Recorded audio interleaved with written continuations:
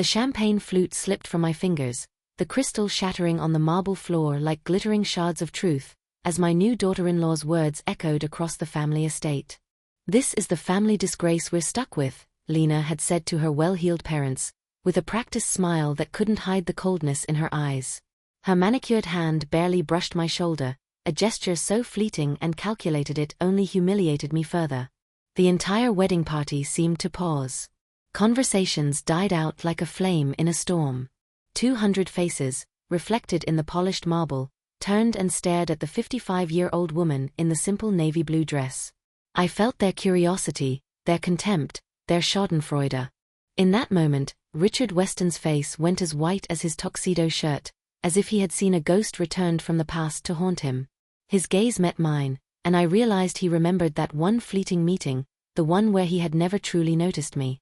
A cold wave of recognition washed over him, seemingly silencing him, while all attention fell on me. The air was thick with expensive perfume and a faint trace of panic. It was the kind of silence that was louder than any sound. A moment when masks fell, and the naked truth was revealed. A young waiter, silver tray in hand, stood frozen. The expression on his face mirrored the collective confusion of the crowd. It was as if I had torn an invisible curtain, directing all eyes to what lay behind it. Let me quickly tell you how we got here, because this story is about to get really interesting. It's about the invisible power that doesn't manifest in diamonds or designer clothes, but acts silently like a chess player planning every move far in advance. My name is Scarlet Hayes, but most people just call me Scarlet. I've spent the last 15 years perfecting the art of strategic invisibility. I've learned to dress and behave in a way that makes me exactly what people expect, an unassuming widow living a modest but comfortable life. My husband, Tom, and I had perfected this role together. It had become our secret weapon. I learned to stand in corners at parties and observe, rather than pushing myself into the spotlight and making small talk that never went beyond the weather or the latest gardening trends. This proved to be excellent training for what was to come.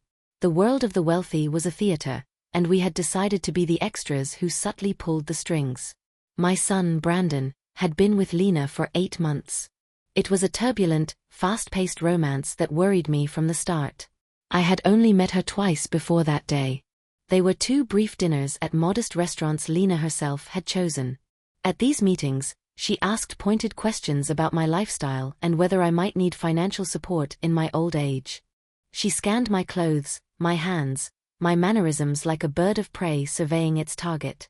She scrutinized my clothes, my plain handbag, and my simple earrings, as if they would reveal the secrets of my soul. I sensed she was looking for something else, something not visible. But she couldn't find it, because it was hidden within me. Just like the millions in my bank account, which she never could have suspected. It was a game I had played for years, and I was amazed at how quickly she recognized the signs of a lie that wasn't a lie. The wedding itself was spectacular, I'll give her that. The Weston estate stretched over 120 acres in the affluent suburbs of Connecticut, a lavish display of wealth accumulated over generations. Everywhere there were meticulously manicured gardens dotted with sculptures and fountains, a chapel that could seat 300 guests. The air was filled with the scent of freshly cut flowers and the soft rustle of silk gowns. Lena floated down the aisle in a dress that probably cost more than most people earn in months. She looked like a princess from a fairy tale, but in her eyes, I saw nothing but ambition. And Brandon? He looked happier than I had seen him since his father's death. He was the only thing that mattered to me that day. I had chosen my outfit carefully. A navy blue dress from a department store combined with my grandmother's pearl necklace. Nothing flashy, nothing that would attract attention. The ceremony was beautiful, although I noticed Lena's mother, Patricia, scrutinizing me as if I were something that didn't quite belong. I could practically hear her thinking, where did that woman get her clothes? She's clearly not one of us. The atmosphere was oppressive for me, yet I clung to my son, to his joy. It was the only truth in that sea of ostentation. The reception was when things got interesting. The Westons had spared no expense, with ice sculptures depicting swans and flowers, a 12-piece orchestra playing classical music, and enough flowers to open their own florist shop. I had found a table in a corner and watched my 32-year-old son dance with his new wife. Brandon looked so happy, so carefree. I felt a pang of envy. His ignorance was his protection. As Lena approached me, her parents in tow, I felt my carefully constructed facade begin to crack. "Mom and Dad," she said in that syrupy voice that made my teeth ache. "Wait, aren't you the lady from the Weston Holdings acquisition meeting 3 years ago? Aren't you the mysterious investor who bought my company?" Richard Weston's words cut through the buzz of the celebration like a knife through silk, and the orchestra fell silent as if by magic. A moment that felt infinitely long to me, in which the masks fell, and the truth came to light. The color drained from Lena's face as she looked between her father and me. Confusion replaced her former arrogance. She looked as if she had just seen a ghost threatening her perfectly planned future. Patricia Weston's diamond bracelet caught the chandelier light as her hand flew to her throat, and I could practically hear the gears in the society lady's brain whirring as she frantically tried to make sense of the situation. The truth is, most people don't know what real wealth looks like. They expect diamonds and designer brands, flashy cars, and obvious displays. What they don't expect is a woman in a simple but elegant dress who shops at regular stores and drives a reliable sedan. That's exactly what I've been counting on for the last 15 years. It was my greatest game. I had learned that the most powerful weapon is the one you don't see. It began with my late husband Tom's invention, a small piece of technology that revolutionized the efficiency of smartphone batteries. Tom and I were both engineers, working for a tech company in a California tech hub in the early 2000s. We met at work and fell in love. Our shared dreams of innovation and a simple, honest life connected us. When Tom developed his energy management system in 2010, we thought we might earn enough to retire comfortably. We had no idea we were sitting on a goldmine. The patent was sold in 2012 for $25 million. Million. I remember Tom and I looking at each other when we received the news. We were sitting in our modest living room. Our dog was sleeping at the foot of the sofa, and the phone rang. The life we knew had shattered in a single moment. And what would replace it was a blank canvas on which we could paint our dreams. We had become accustomed to a life of modesty and hard work. Suddenly, we were rich. But what did that mean for us? For Brandon? Tom and I made a decision that day that would shape the next 13 years of our lives. We told Brandon we had received a substantial settlement, enough to live very comfortably, but nothing extravagant. He never questioned it. He probably assumed it was a few million at most. What Brandon didn't know was that $25 million was just the beginning. Tom and I took the money and began to invest systematically, first in conservative blue-chip stocks, then, as we understood the market better, in growth companies, in real estate in emerging areas, and in tech startups with solid fundamentals. Tom had a knack for spotting undervalued opportunities before the market recognized them. When he died 5 years ago, in 2020, our portfolio was worth over $900 million. I felt like an imposter. I still lived in the same apartment, drove the same car, wore the same clothes, but my fortune was astronomical. It was a strange kind of loneliness, keeping a secret that vast. $9 million. The same amount with which I bought Weston Holdings 2 years after Tom's death. The irony was delicious. While Lena had given me worried glances and asked if I needed help managing my finances in old age, I had been the anonymous investor who rescued her father's bankrupt company. The same company he had almost destroyed through overexpansion and poor debt management, forcing him to accept an acquisition from what he thought was a private equity firm. That investment firm was a shell company controlled by me. I hadn't bought Weston Holdings out of malice, but because, despite Richard's mismanagement, it was fundamentally sound. The company had a good foundation, solid customer relationships, and talented employees who, under the right financial oversight, would thrive again. The man who had just been called a family disgrace had been living off my business decisions for the past 3 years. "I'm sorry," I said softly, looking directly at Richard. "I think you're confusing me with someone else," but we both knew he wasn't. I could see the recognition in his eyes, the memory of that boardroom meeting where I had sat quietly while my lawyers handled the negotiations. He had barely noticed me then, assuming I was just someone's wife who had come along for the formalities. As Lena now stared at both of us with growing concern, I realized that my carefully guarded discretion was about to become very complicated. The next morning, I sat in my cozy apartment in Seattle, drinking coffee from my favorite mug Tom had given me years ago, watching Brandon pace like a caged animal through my living room. He had called at 7 in the morning, demanding answers to questions I wasn't ready to address. After the reception, sleep had been impossible. Richard Weston's recognition and the panic I had glimpsed in Lena's eyes replayed in my mind. "Mom, you have to help me understand what happened last night," Brandon said, running his hands through his hair, just as he had done as a frustrated child. "Richard Weston took me aside after you left and asked very pointed questions about Dad's patents and your investment activities." I had quietly slipped away after Richard's revelation, claiming exhaustion. In truth, I needed time to think. 15 years of carefully cultivated privacy had shattered in a single moment, and I wasn't sure how to handle this exposure. Brandon had inherited his father's intensity, but he channeled it differently. Where Tom had been methodical and strategic, Brandon was direct and emotional. "What kind of questions?" I asked, though I had a good idea. He wanted to know about Dad's tech patents, whether you were involved in any major business transactions, about our family's actual financial situation. Brandon stopped pacing and looked at me with the same earnest brown eyes he inherited from Tom. "Mom, he seemed to think you were some kind of major investor." It was bizarre. The coffee suddenly tasted bitter. This was the conversation I had both expected and dreaded. Brandon had built his career as a senior marketing manager through genuine talent and hard work. He had earned his position at a respected company, bought his house through careful saving, and lived within his means, believing these were the values Tom and I had taught him.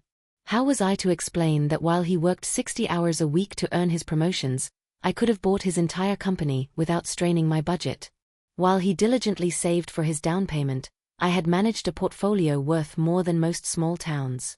"Brandon, sit down," I said softly. "We need to talk." But before I could continue, my cell phone vibrated with a text message from Lena. "Scarlett, I think we should meet for lunch today. There are some things Brandon and I would like to discuss with you." I showed Brandon the message and saw his expression shift from confusion to concern. "What do you think she wants to discuss?" I had a pretty good idea. Lena Weston was not the type to leave mysteries unsolved, especially if money was potentially involved.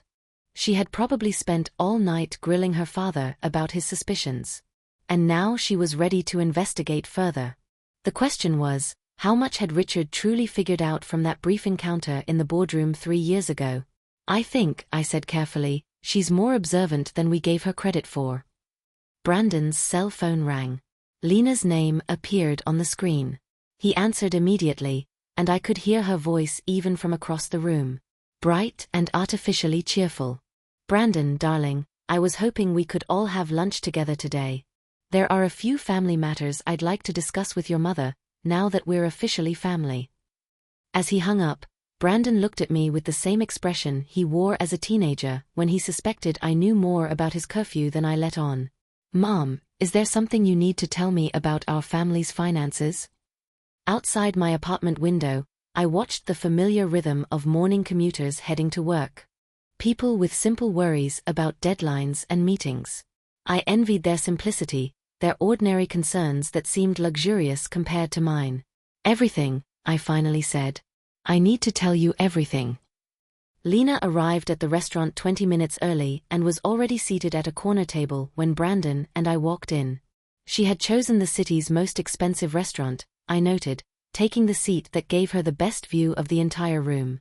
Her perfectly styled blonde hair caught the afternoon light, and she wore a designer suit I recognized from a magazine I'd recently seen. "Scarlett, Brandon, thank you so much for meeting me," she said, standing up and embracing both of us. Her smile was radiant, but I caught the calculating glint in her green eyes as she scrutinized my simple black dress and modest jewelry. She thought she had me figured out, that I was just an old woman in a cheap dress. "I've ordered us a lovely bottle of wine to celebrate us being family now." The wine was a high-end Cabernet Sauvignon from Napa Valley, costing more than most people spend on groceries in a month. Clearly, Lena intended this statement to set her expectations for this conversation. She thought I'd be impressed. "That's very kind, my dear," I said as I settled into my chair, though perhaps a bit extravagant for a casual family lunch. "Oh, I don't think there's anything casual about our family anymore," she retorted. Her smile never wavered. "I spent some time with Dad last night talking about his business experiences, and he told some fascinating stories about corporate acquisitions and anonymous investors." Brandon looked back and forth between us, obviously sensing the undertones he didn't understand. "Lena, what does this have to do with lunch?" She ignored him, focusing entirely on me. "You know, Scarlett, I studied business administration in college. I find corporate finance absolutely fascinating, especially complex investment structures and shell companies. Dad mentioned that the buyer, when Western Holdings was acquired, was remarkably discreet." I sipped my wine and waited. I wanted her to make the first real move, to show her hand. "The interesting thing about discreet investors," she continued, "is that they often have very good reasons for wanting to maintain their privacy. Usually substantial assets they prefer to keep out of the public eye." "That sounds reasonable," I said calmly. Lena leaned slightly forward. Her voice took on the tone of someone sharing a delicious secret. "Dad said the woman at the acquisition meeting was quiet and elegant, seeming to defer to her lawyers. But he remembered that even then, she had the aura of someone accustomed to making significant decisions." Brandon was staring at me now. The puzzle pieces were starting to fall into place in his mind. "Mom." Before I could answer, Lena pulled out her cell phone and showed us a picture. It was a news article from 3 years ago about the acquisition of Western Holdings, including a small photo from the signing ceremony. There, partially obscured by lawyers and executives, was a woman in a navy blue dress, her face barely visible. "The photo quality isn't great," Lena said casually, "but the woman's posture, her height, even the way she holds her handbag, it's remarkably similar to yours, Scarlett." Silence spread between us as Brandon studied the photo, recognition dawning on his face. I had to admire Lena's thoroughness, even as I felt my carefully constructed privacy begin to crumble. "That's quite a coincidence," I finally said. "Is it?" Lena's smile now had a sharp edge. "Of course, coincidences happen all the time. Like it was a coincidence that my family's financial troubles began precisely when someone paid $9 million for Dad's company. Or how the same mysterious investor completely disappeared after the acquisition, almost as if they wanted to remain anonymous." Brandon set his wine glass down with trembling hands. "Mom, please tell me you're not who she thinks you are." I looked at my son, the young man I had raised to value honesty and integrity above all else, and realized that 15 years of well-meaning deception had finally caught up with me. "Brandon, there are some things about your father's patents and our investments that I never fully explained to you." Lena's triumph was visible in every line of her perfectly composed face, but as I watched her savoring the moment she clearly saw as her victory, I wondered if she had any idea what she had just unleashed. She had woken a sleeping dragon, and the dragon was not very happy. 3 days later, I sat in my financial advisor Jason Miller's downtown office, watching him review the documents I had requested. The lunch with Brandon and Lena had ended with my son storming out in a rage after I confirmed his worst fears, and his new wife making veiled remarks about financial family planning and shared responsibilities. Now I needed to understand exactly what situation I was in. "Scarlett, I must say, this is an unusual request," Jason said, adjusting his glasses and studying the Weston family's financial profile on his mahogany desk. "Where did this sudden interest in your daughter-in-law's family background come from?" I had called Jason the morning after our disastrous lunch, requesting a comprehensive analysis of the Weston family's current financial situation. What I had learned was more complex than I expected, because I hadn't known, when I bought Weston Holdings, that I was acquiring my future daughter-in-law's inheritance. Jason's eyebrows shot up. "Your daughter-in-law, the one Brandon just married?" When I nodded, he let out a low whistle. "This is complicated. Tell me something I don't know." He pulled up several files on his computer, cross-referencing the data I had requested. "All right, let's go chronologically. In 2019, Weston Holdings was struggling with debt service on expansion loans they had taken out. Richard Weston had overextended the company by buying up smaller competitors, and when the economy worsened, they couldn't service the debt load. I remembered that acquisition well.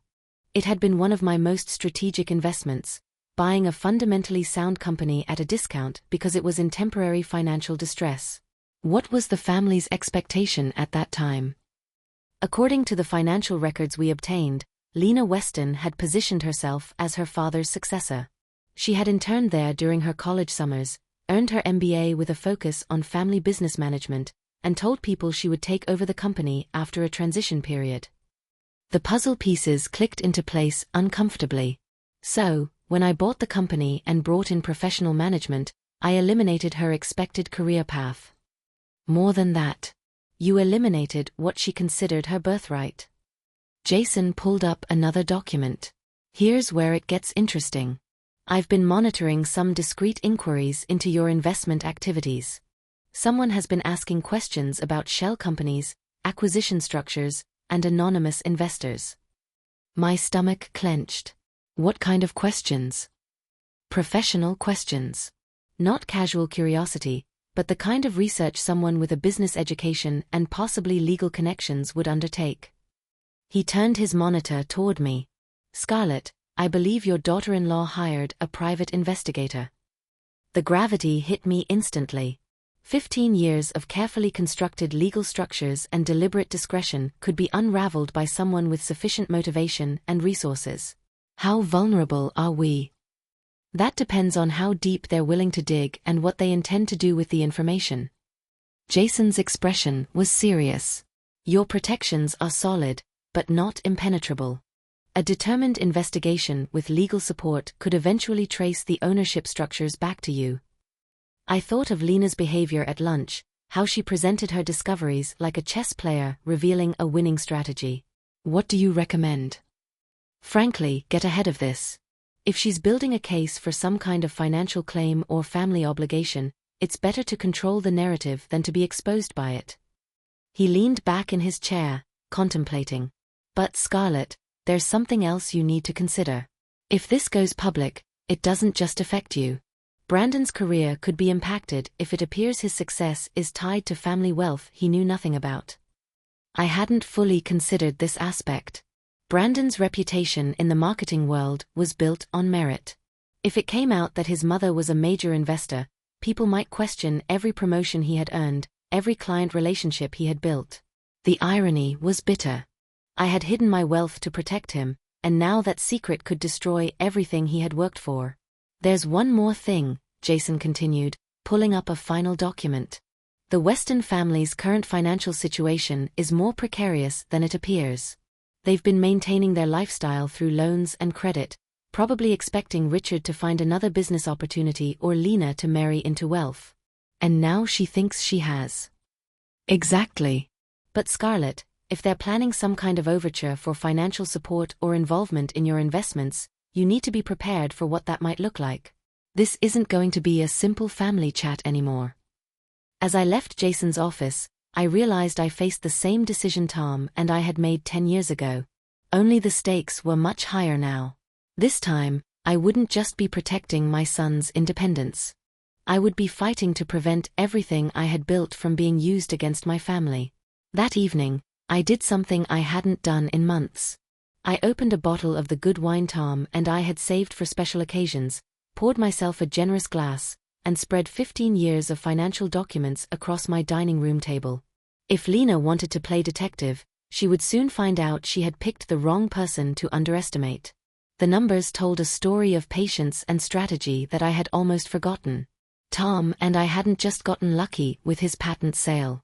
We had been methodical, researching every investment, carefully diversifying, and reinvesting profits into new opportunities. The original $25 million had grown to $55 million by 2015, then to $225 million by 2018. When Tom died, we were worth over $900 million, and I had continued to grow the assets steadily. More importantly, I had quietly built something greater than just wealth. I held significant stakes in dozens of diverse companies, had licensing agreements for 17 different technologies, and was invested in everything from renewable energy to biotech. I wasn't just wealthy, I was connected to innovation in a way even Jason didn't fully understand. My cell phone vibrated with a text message from Brandon. "Mom, Lena and I would like to come over tomorrow evening. She has some ideas about how our family should handle this new information." I almost laughed. Lena had ideas. Yes, I could imagine what those ideas would entail.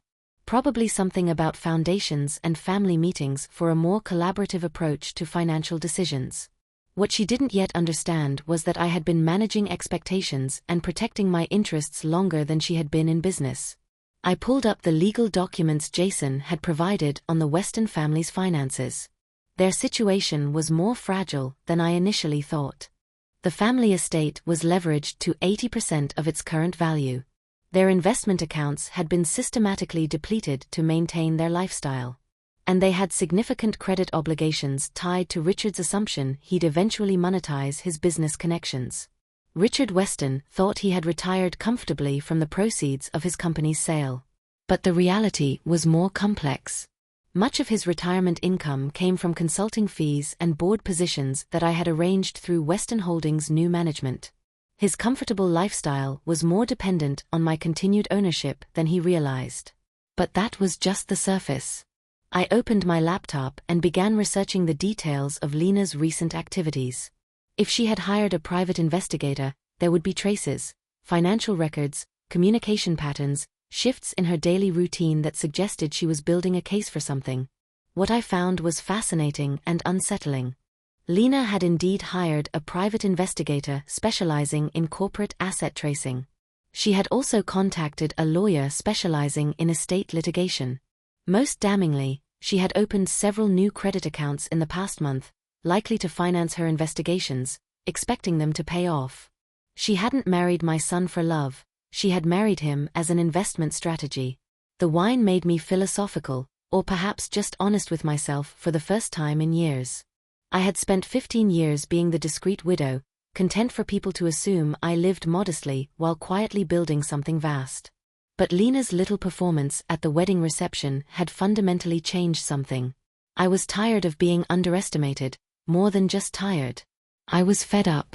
Tomorrow, when Brandon brought his wife to discuss their ideas for our family's financial future, I would teach them both a lesson in who they had chosen to investigate.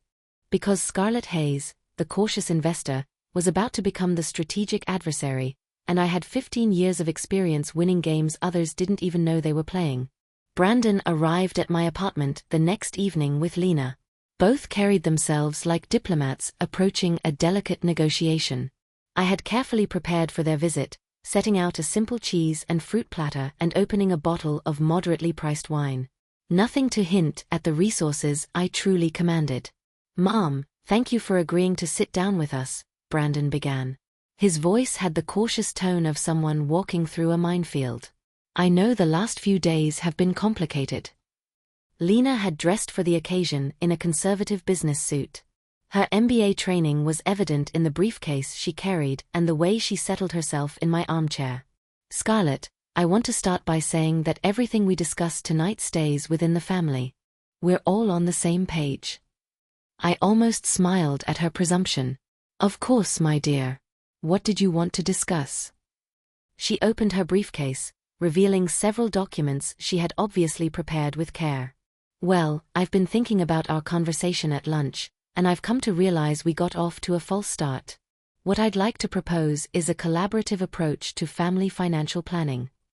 "How collaborative?" Brandon shifted uncomfortably beside her, clearly unsure where this was leading. "Lena has some ideas about how we could structure things to benefit everyone involved."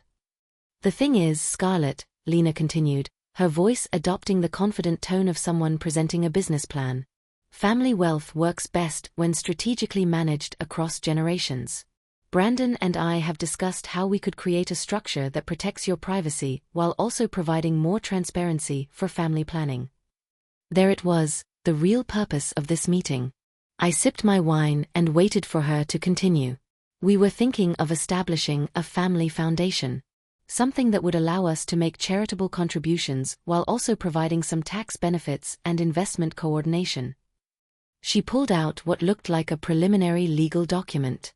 "I've already had initial discussions with a lawyer who specializes in family wealth management." The audacity was breathtaking. She had found out I had money and immediately begun planning how to access it, complete with legal advice and formal proposals. That sounds very thorough. The foundation would be controlled by a board of family trustees, she continued enthusiastically. You, me, Brandon, and eventually any children we might have. It would give us all a say in major financial decisions, while also ensuring proper oversight. Brandon stared at the documents she had produced, looking overwhelmed. Lena, maybe we should slow down here. This is a lot to process.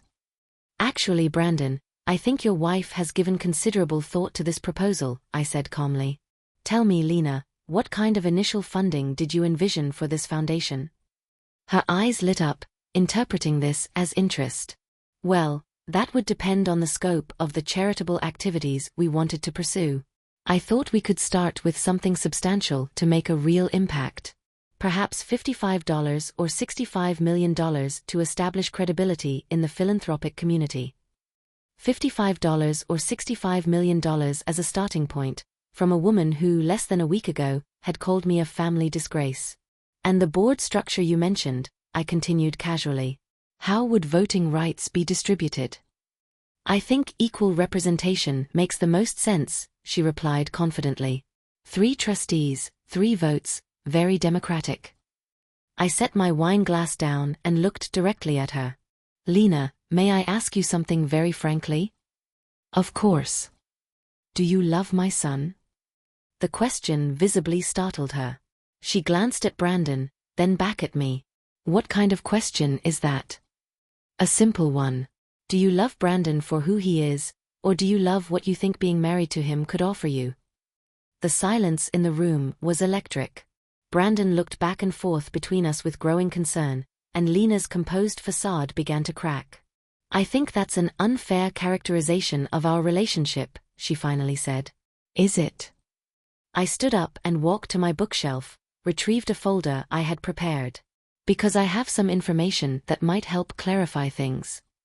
I returned to my seat and opened the folder, revealing the investigation report Jason had prepared on Lena's recent activities. Her face paled as she recognized some of the documents. This is a record of your communications with the Kroll Detective Agency over the past 2 weeks, I said calmly. Apparently, you engaged them to research corporate ownership structures and trace anonymous investors. Quite expensive, I see. Brandon stared at his wife with growing disbelief. Lena, you hired private investigators? It's not what it sounds like, she said quickly. I was just trying to get a better understanding of our family's financial situation. You were building a case, I corrected. These documents show you also consulted the firm of Grant & Associates, a law firm specializing in estate litigation. I pulled out another document. This is interesting. You've opened 3 new credit accounts in the last month, and you've taken out loans tied to your expected family financial improvement. That's quite an assumption. Lena was reeling now. Her careful composure was completely gone. Scarlett, you have to understand. I was just trying to protect our family's interests. Whose interests, exactly?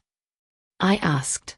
Because according to this financial profile Jason created, your family's situation is considerably more precarious than you let on. I spread more documents on the coffee table. Your parents' estate is leveraged to almost 80% of its value. Their investment accounts have been systematically depleted to maintain their lifestyle since your father lost Western Holdings.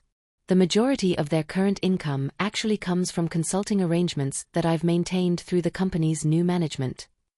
Brandon scanned the documents. His face shifted between confusion, anger, and something that looked like heartbreak. Mom, how do you know all this? Because, Brandon, when someone tries to scrutinize me, I scrutinize them back. And what I've found is that your wife's family has been living on borrowed time and borrowed money for the past 3 years. Lena found her voice again, but it was shaky now. That doesn't change the fact that we're family now, that we should be working together instead of against each other. You are absolutely right, I said, standing up and walking to my window, looking down at the city street where people went about their normal lives, oblivious to the financial war being waged 20 stories above them.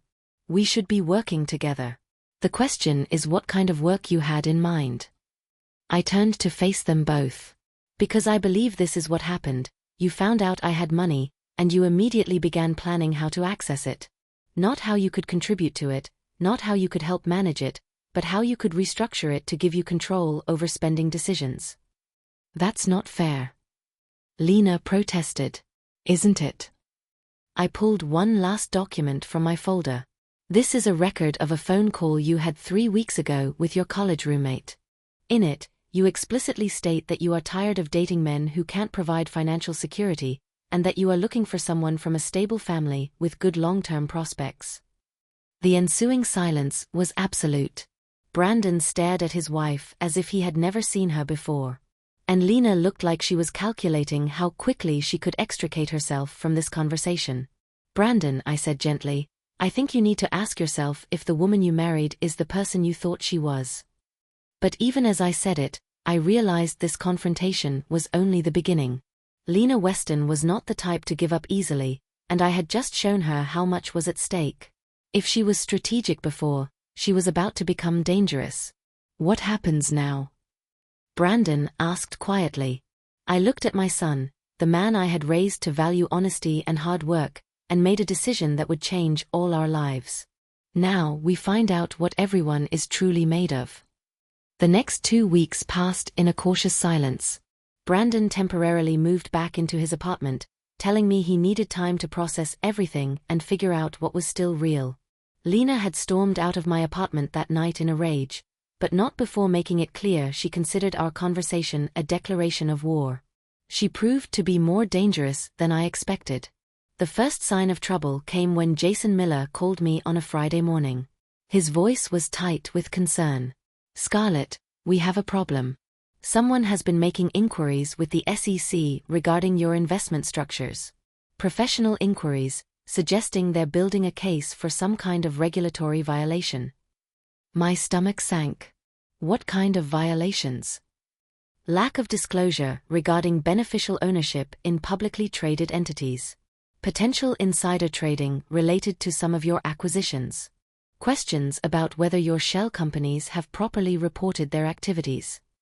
He paused. Scarlett, this isn't casual curiosity anymore. Someone is trying to build a legal case against you. I knew exactly who that someone was. How serious is this?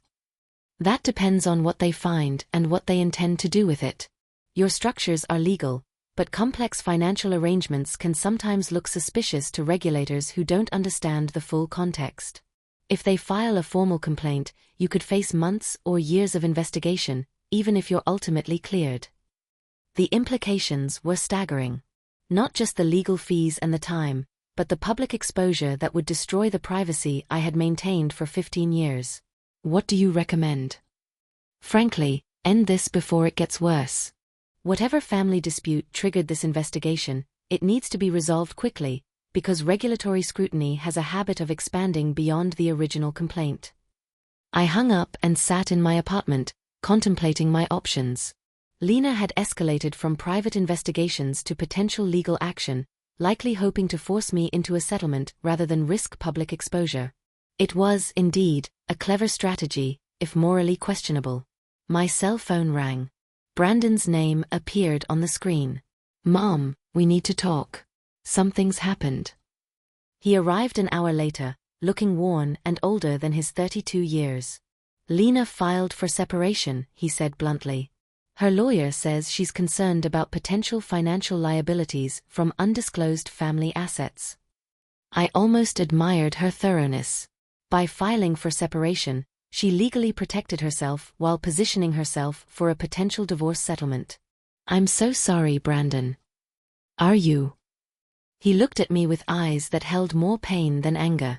Because it feels like you orchestrated all of this, like you wanted my marriage to fall apart to prove some point about her motivations.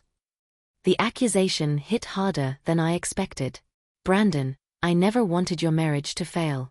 I wanted you to understand who you married before it was too late to make an informed decision. By destroying her family's financial security, by scrutinizing her like a criminal. He shook his head. Mom, I don't even know who you are anymore. That hurt, But I forced myself to continue. I am the same person who raised you to value honesty and integrity. The same person who wanted you to succeed on your own merits, not through family wealth. And look what that's gotten me, he said bitterly. My wife is leaving me. Her family's financial situation is collapsing. And now I find out my mother is some kind of tycoon who's been lying to me for 15 years. I wanted to reach for him, to comfort him as I had when he had a scraped knee or a broken toy as a child. But the distance between us felt insurmountable. Brandon, there's something else you need to know. Lena has filed complaints with federal authorities regarding my investment activities. She's trying to force me into a public legal battle. He stared at me. What does that mean? It means this isn't over. It's just beginning, and I need you to decide if you stand with me, or if you let her destroy everything I've built to protect our family. The silence stretched between us. Finally, Brandon looked at me with something that might have been the beginning of understanding. What do I do? The meeting took place the following Monday in Jason's conference room. Present were myself, Brandon, Lena, her lawyer Anthony Grant, and her parents Richard and Patricia Weston. The atmosphere was tense enough to cut with a knife. Let's be clear about why we're here, Anthony Grant began, adjusting his expensive suit and spreading documents across the mahogany table. My client has discovered that Ms. Hayes has concealed substantial assets while allowing her son's wife's family to experience financial hardship. This suggests either a deliberate pattern of deception or potential financial irregularities warranting investigation. Jason Miller, seated beside me, responded calmly, Mr. Grant, Ms. Hayes's financial activities are fully legal and properly reported. Your client's recent regulatory complaints seem motivated more by personal grievance than by legitimate concerns. Lena leaned forward. Her voice was carefully controlled. This isn't about personal grievance. It's about family responsibility and transparency. Scarlett has manipulated people's lives while pretending to be someone she isn't. I finally spoke to Lena. I manipulated no one. I invested in companies that were underperforming and improved them. I maintained my privacy because I preferred discretion to public display. None of those things are illegal or immoral. You bought my father's company and made him believe he failed as a businessman, she countered.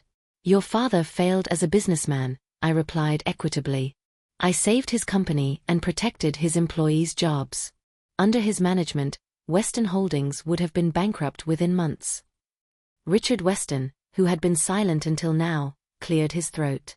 Ms. Hayes, I appreciate what you did for the company, but you can't deny that you acted strategically to conceal your involvement in our family's affairs. Strategic, yes. Deceptive, no. You never inquired about my investment activities, and I had no obligation to volunteer that information. Anthony Grant pulled out a thick folder. Ms. Hayes, we have evidence that you leveraged your financial position to manipulate several situations concerning my client's family. The consulting fees paid to Mr. Weston, the timing of various business decisions affecting their financial stability, even the investigation of my client's personal activities.